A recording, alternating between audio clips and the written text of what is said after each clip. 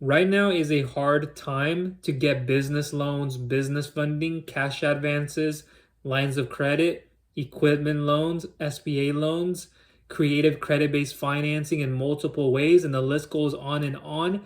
But there is one option you may be overlooking, and that can be the drastic difference night and day between you getting minimum approvals and then getting above 100, 200,000 and above, and so forth.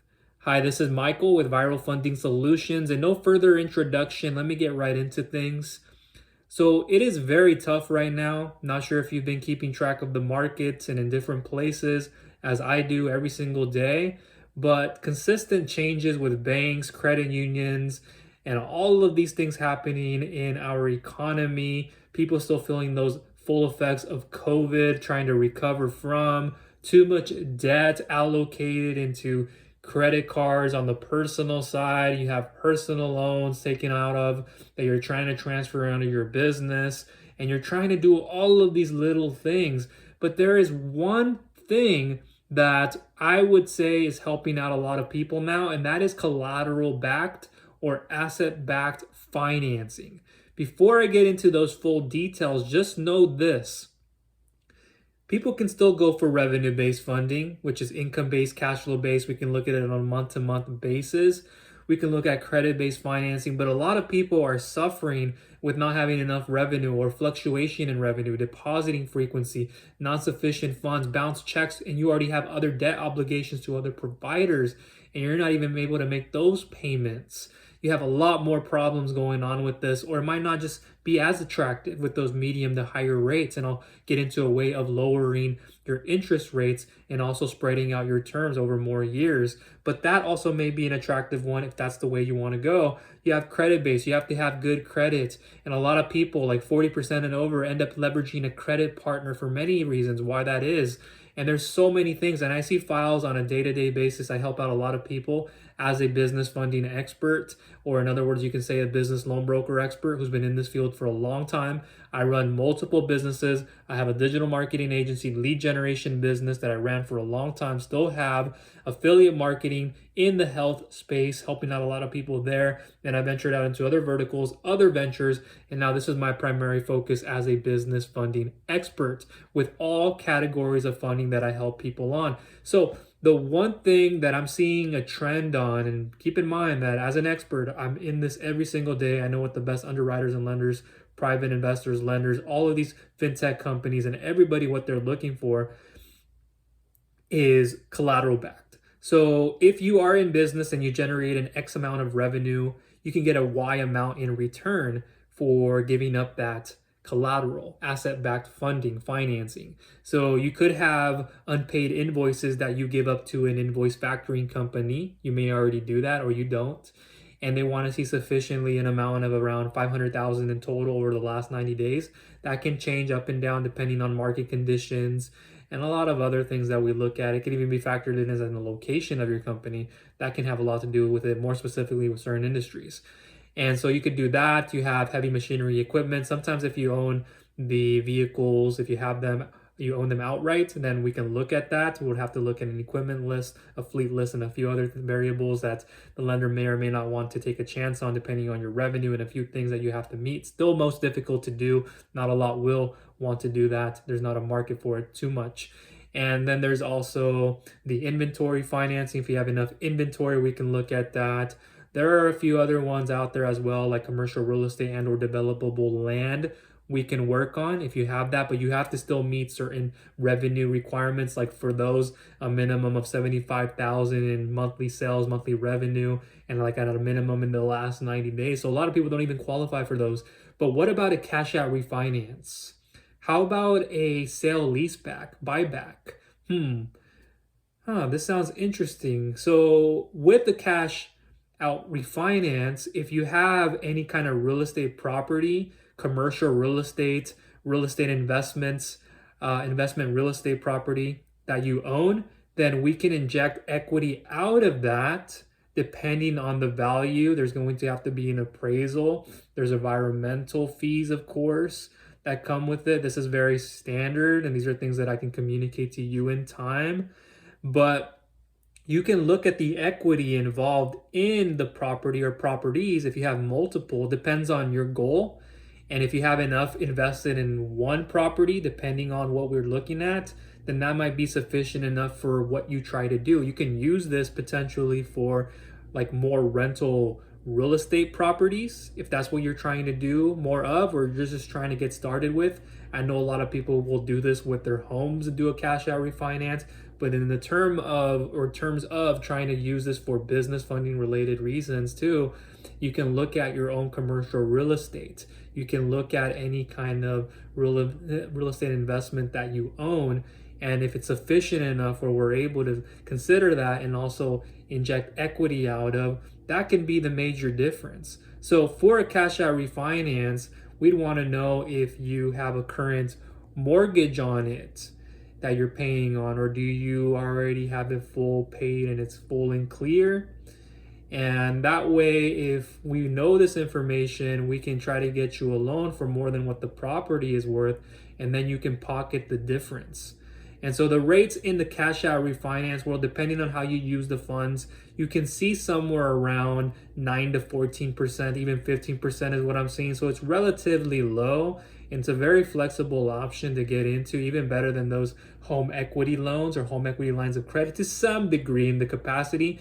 And those work, the cash out refinances work even better when you have a larger amount of equity that you can take out of, as opposed to some of the other ones and the liabilities and things that you're putting on your business if you are using those for your business.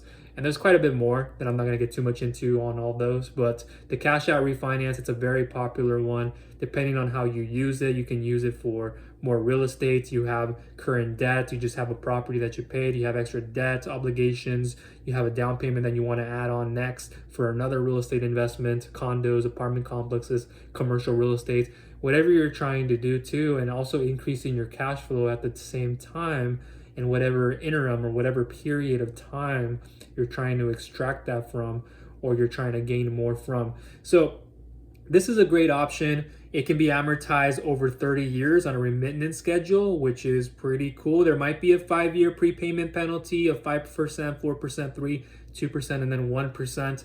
But that's just something that's very common that you're going to see anyways when it comes to a lot of these.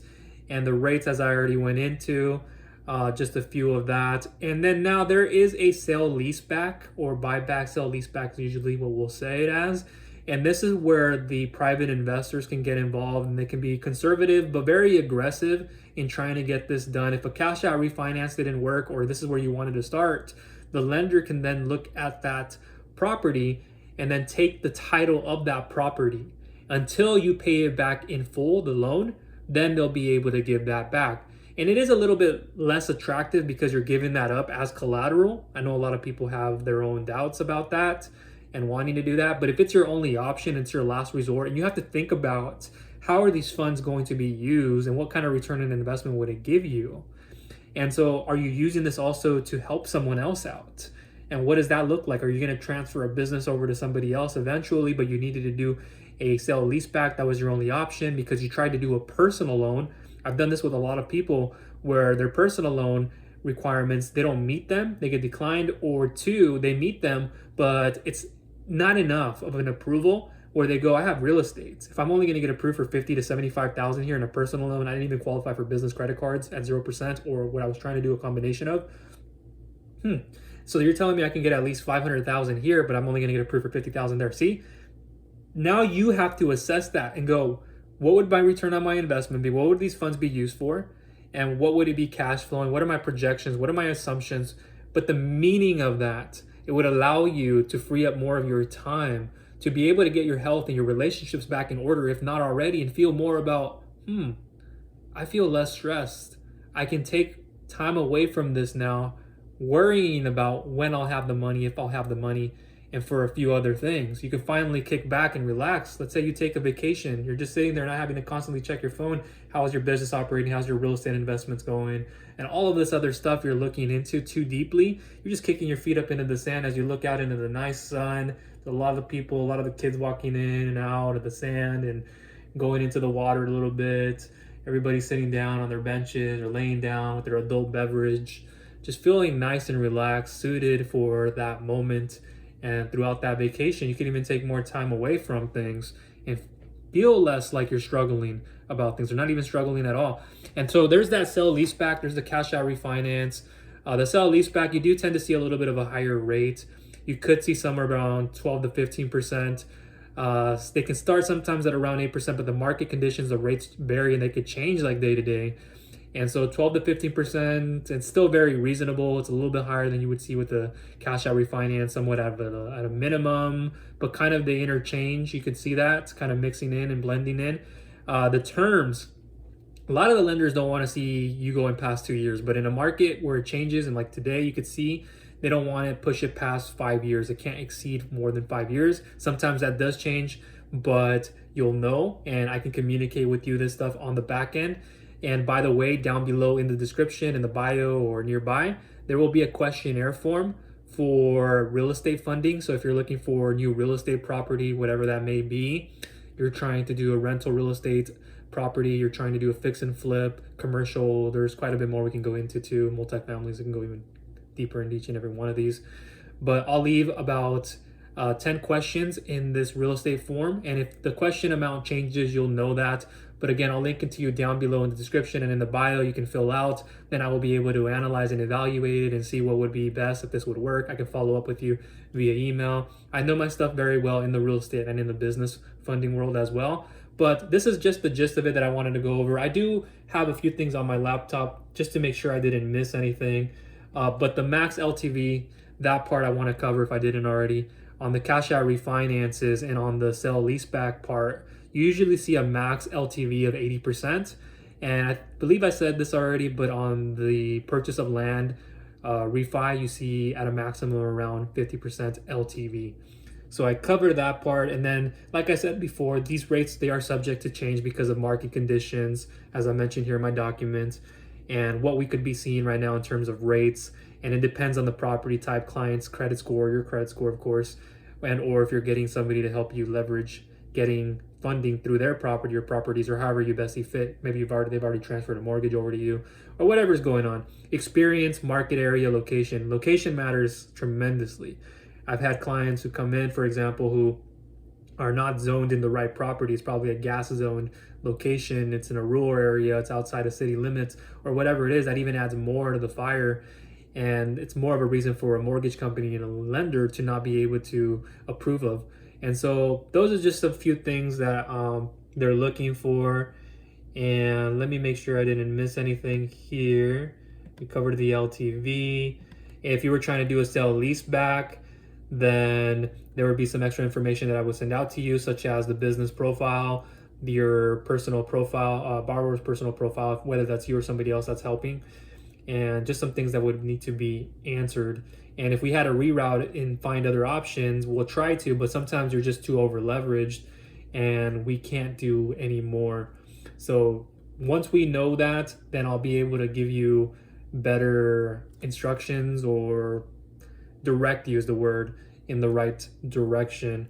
So I think I covered that. Let me make sure I didn't miss anything over here.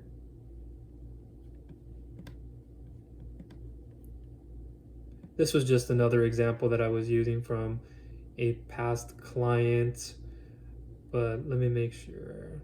I'll bring it up here so I can find it. I had moved tabs, so I gotta scroll down to where it is. 1 second.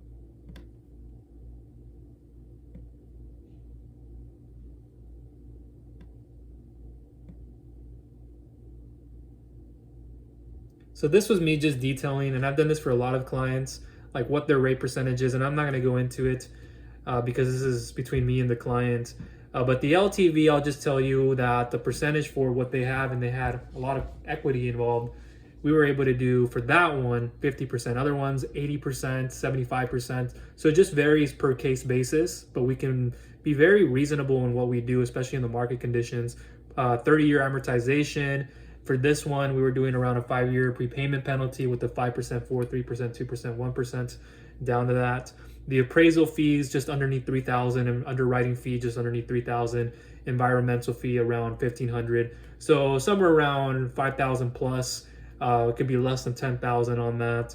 So it's very reasonable off the loan amount and all that. And then after that, we will be able to do a term sheet for you that we would need your ID, and then we would ask for your social security number just to verify eligibility, creditworthiness, and a few other things as well. Of course, it's most important that we know that, as well as the financial track record, especially with any other kind of application, that it's not cash out refinance, it isn't sale-leaseback oriented. We're going to want to know, but we can be more flexible with these options, which is great. So if you have lower credit, experience, location, all these other things, they can still work in your interest and your favor. So that's a cool thing, as opposed to going through the I have good credit, so I'm going to use creative credit based or just credit based financing that may or may not even work. So here I just kind of explain in detail, and I'm going to just go over it really quickly with the amortization, and I'm going to read it here word per word, or at least somewhat of that is what I explained to various clients. And it's just a way to pay off the debt in equal installments that include varying amounts of interest and principal payments over the life of the loan. An amortization schedule, it's a fixed table that shows how much of your monthly payments goes towards interest and principal each month for the full term of the loan. I know that already, but again, I just wanted to make sure I read it for you here word for word. So that's where I think I want to leave it at. Let me make sure that I didn't miss anything on this part, but all information will be in the description down below. Yes, I covered that for hard money. Bridge loans, fix and flip, or cash out refinance. We can look at a few things there. Rental investment property that you own, or that you have, I should say. And for a cash out refinance, between 60 to 75%. And if you had like a certain credit above a 640, 650 in this one. And that can be adjusted depending on the market as well. They might want to see a little bit more pertaining to the property and a few other things. Experience, and if you're an experienced investor, and a few other things that we can look at. So that's as much as I want to cover. I know I can go into it even deeper and segment into it even deeper, specifically on the documents that are required, like a 1003 real estate loan application and a purchase agreement. If you're buying, this is a different situation for other type of real estate when we get to that point. Recent mortgage statements for refinance, and just a few things if need be. And these are things that I always send out myself and or my team, and we will collect, analyze, and evaluate, and then go through more of these steps in doing like the appraisal, environmental fee, a few of the other things in parts of the process that will then need to be checked out just to make sure everything looks good and ready to go, and whatever part of the process this comes up, of course, too. So that is all from me. Just keep in mind, I'm going to quickly go into this recap. No, I went into it earlier, but hard right now for a lot of people. You want to be generating higher revenue. Of course, that'll help you. Higher revenue doesn't translate into better cash flow or as much cash flow, profitability. Those are things you need to be careful of and make sure you improve those. Your EBITDA, finding ways of improving cash flow, profitability, EBITDA. I won't spend time on this video going over that. That can be for another time. And I have connections, and I know how to do this stuff too and help out people with, and myself and or my team, and a lot of other things. But if you want to get more information, gather more, I'll leave it in the description. The questionnaire form will be the best place to begin with. And at the end of the day, you may just need to leverage somebody else's credit. Somebody else who you're trying to probably purchase a business from is trying to take on the debt themselves, for then later on, when they transfer ownership to you, or they transferred ownership to you, it's still underneath the previous owner, or the previous owner still keeps the business. Or we're trying to do a few things that can then later on help you out, and you're paying them back with the portion of the sales or the revenue you generate. And so we can be flexible in doing things, but collateral is what I'm seeing a huge market in right now. And specifically the cash out refinance more than anything. Not the sale-leaseback is working quite a bit.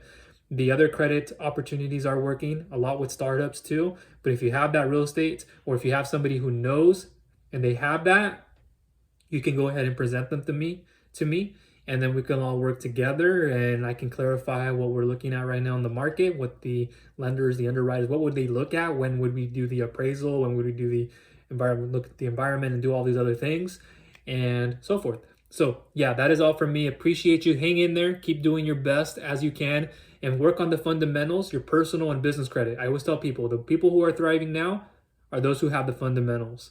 Those who have worked on their business credit the last year, for the last 6 to 8 months or more, even more business history that's going to help you.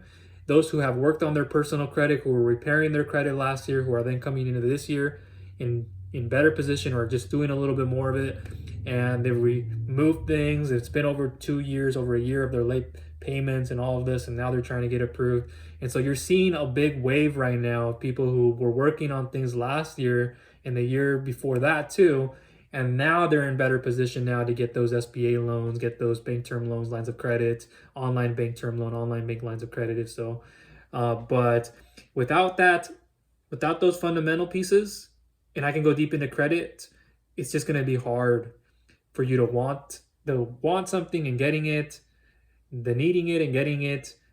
We have to start somewhere, and that's why I help you guys step by step understand where do we need to begin to where do we need to move to. You're still down here, the structuring of your business, personal and business credit first, let's align there. Or if we're already here, we got to align business credit.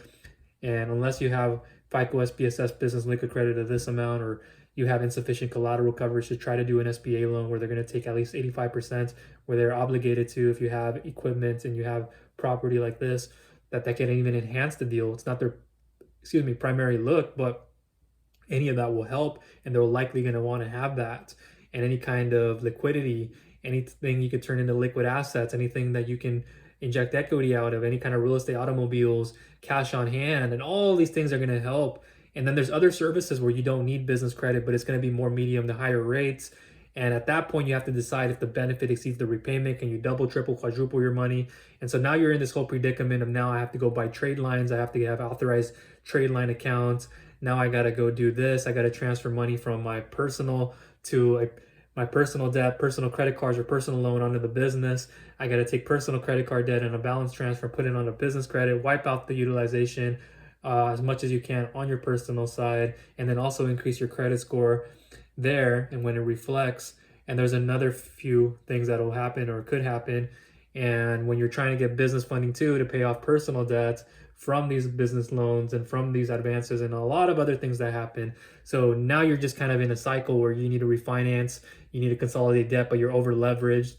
And if you had that real estate and that were something we can inject equity out of, we can take it as collateral to give you the funding necessary. And if it's that much of use, that's going to free up cash flow as well, and it's going to help you invest more in other property. You're going to make your return on investment even if you gave this up as collateral.